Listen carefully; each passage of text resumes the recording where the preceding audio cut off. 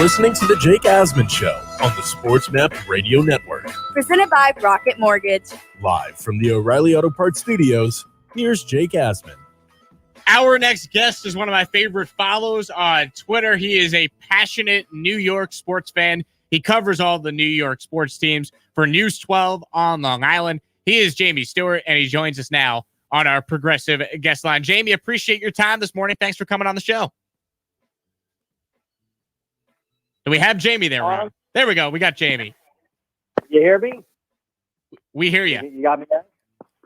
All right. I'm impressed. You said on Long Island, not in Long Island. That's good. I can't make that mistake as a fellow Long Islander, Jamie. I mean, come on now. You got to give me some credit here in Houston. Yes, definitely. I mean, many people say that, but good job. Absolutely. So I wanted to get you on the show. You've been great on Twitter, talking Jets, talking Giants, talking all things NFL and everything New York. But right now, there is such a debate among Jet fans as to what they should do with the second overall pick, whether or not they should trade the pick and stick with Sam Darnold, try and be all in and get Deshaun Watson, take a quarterback second overall. Where do you stand right now with what the Jets should do in the draft with that second pick? It is fascinating, and you're right. It is a literally not just a daily discussion among Jets fans. It's a minute-by-minute discussion and debate. So many Jets fans are split. So many people say, hey, Sam was never given a fair shot. Worst coach in team history. No players around him. He's 23. Give the guy a chance. Other people say, I've seen enough. Let's go with Zach Wilson, let's say, or Fields. And then, of course, you've got Deshaun Watson. Look, Deshaun Watson is better than all of these guys. He's a top 5 quarterback. I would go for Deshaun Watson if it's possible. We still don't know. I think he will eventually be traded.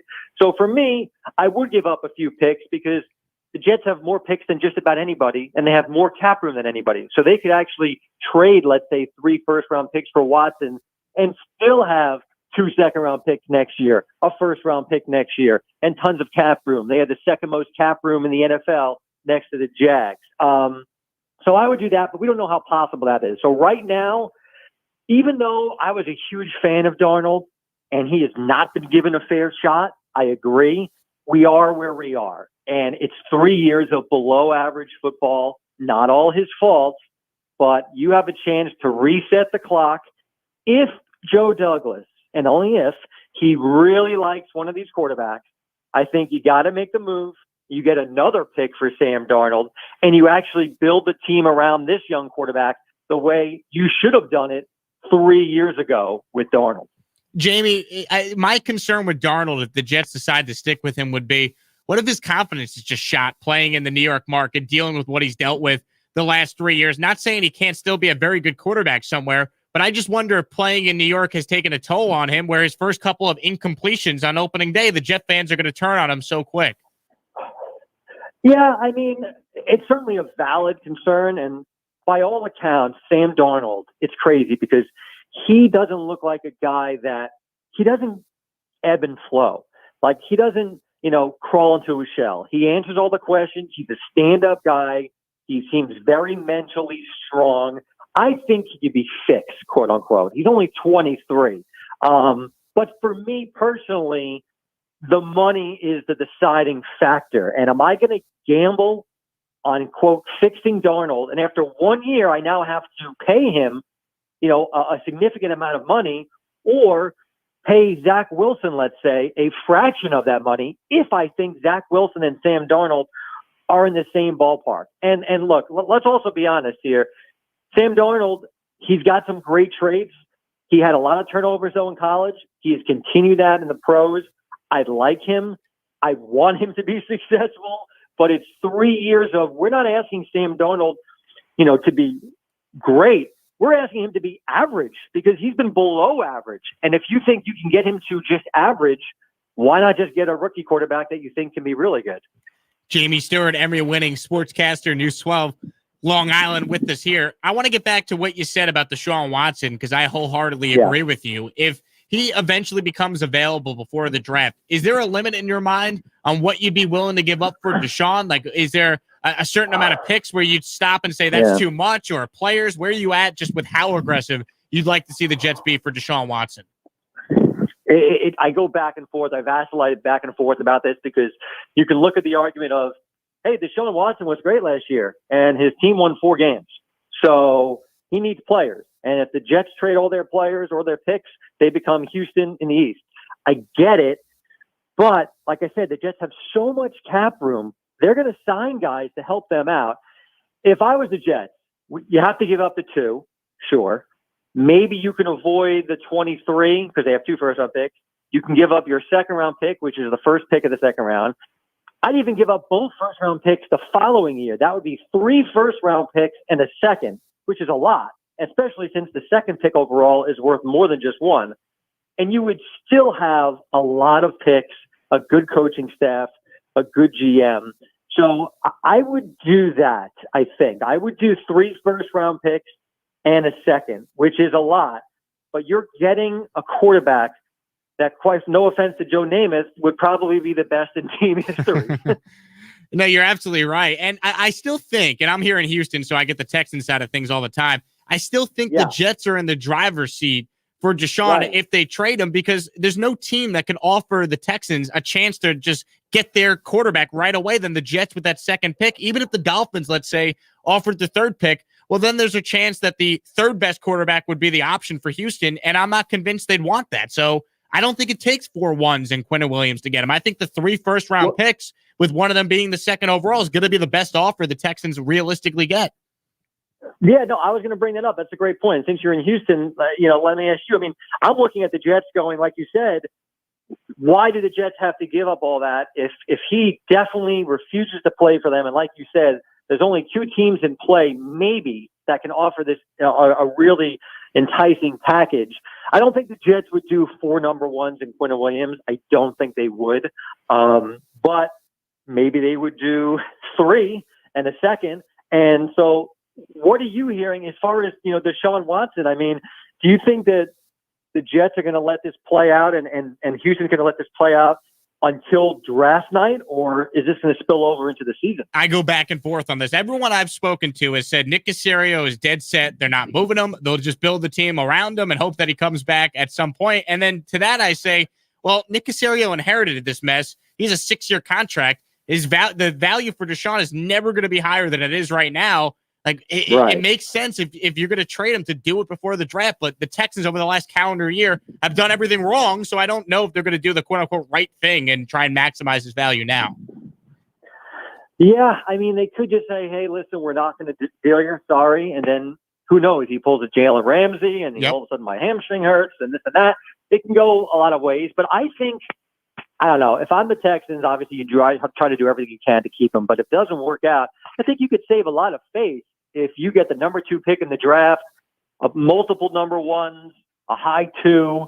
This is a team that doesn't have a lot of picks. So I think you could save a lot of face that way. But, what's crazy about the Joe Douglas regime, which has only been over a year, is there really are no leaks around the Jets anymore, and which has never been the case.